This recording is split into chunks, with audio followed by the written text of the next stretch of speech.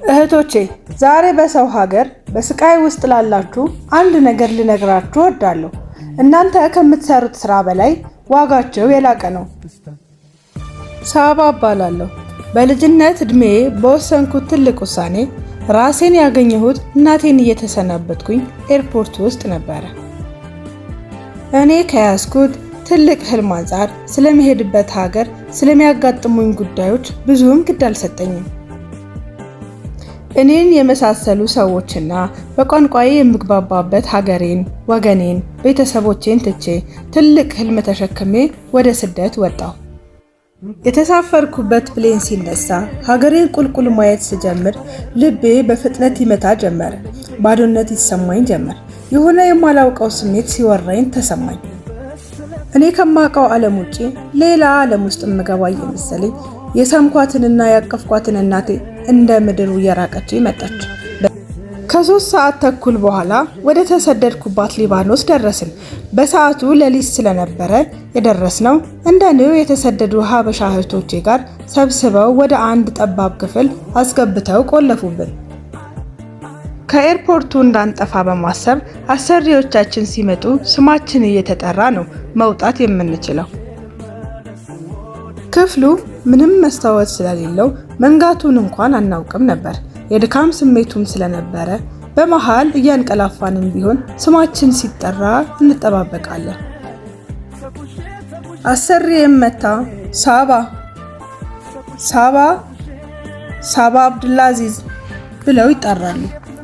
እድሜን ስላልደረሰ ለፓስፖርት ብዬ የቀየርኩትን ስሜን ረስቼ እየሰማኋቸው ስሜ መሆኑ ትዝ ሲለኝ አቤት ብዬ በአማርኛ ብድግ ብዬ ተነሳሁ። ከአሰሪዬ ጋር አገናኙኝና ወደ እናቷ ቤት አድርሳኝ ወደ ተለመደው ስራዋ ሄደች። የአሰሪዬ እናት ምግብ አቅርባልኝ በምልክት ቢናተኛ አለችኝ።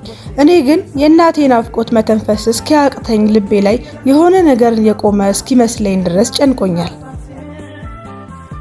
ለቀናቶች እንኳን ጥያ ስርቄ የማላውቀው እናቴ እየናፈቀችኝ በእንባ ፊቴ እየታጠበ የማውቃትን እንግሊዝኛ እንደምንም ሰብስቤ I want to call my mom አልኳት። እሷም ስልኳን አንስታ ሰጠችኝ። የእናቴን ቁጥር መጻፍ እጄ እየተንቀጠቀጠ እንደምንም ብዬ እናቴ ጋር ደወልኩ።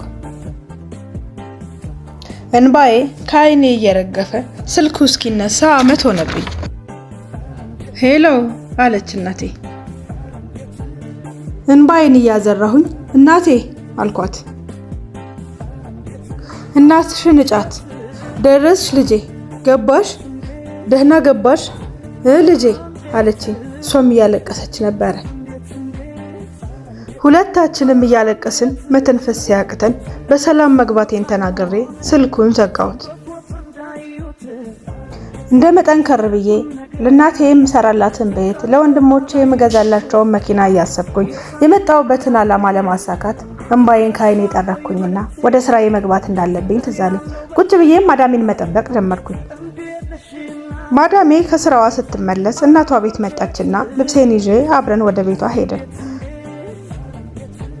በቤቷ ስንደርስ አንድ አበሻ እህታችን እዛ ቤት ውስጥ ለ4 ዓመት የሰራች ሴት ነበረች።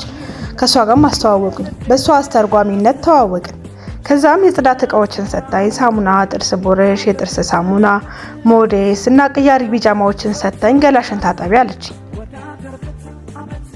እኔም የታዘዝኩትን ነገር አድርጌ ምሽት ላይ ስለነበረ ወደ ቤት የገባ ነው ራት በልተን ወደ መኝታሽ ሂጂና እረፊ፣ ነገ በጠዋት ተነስተሽ ከእያንዳንዱ ከሚጀምረው ነገር ስራ ያሳይሻለሁ። እኔ የምሄደው ከ3 ሳምንት በኋላ ነው።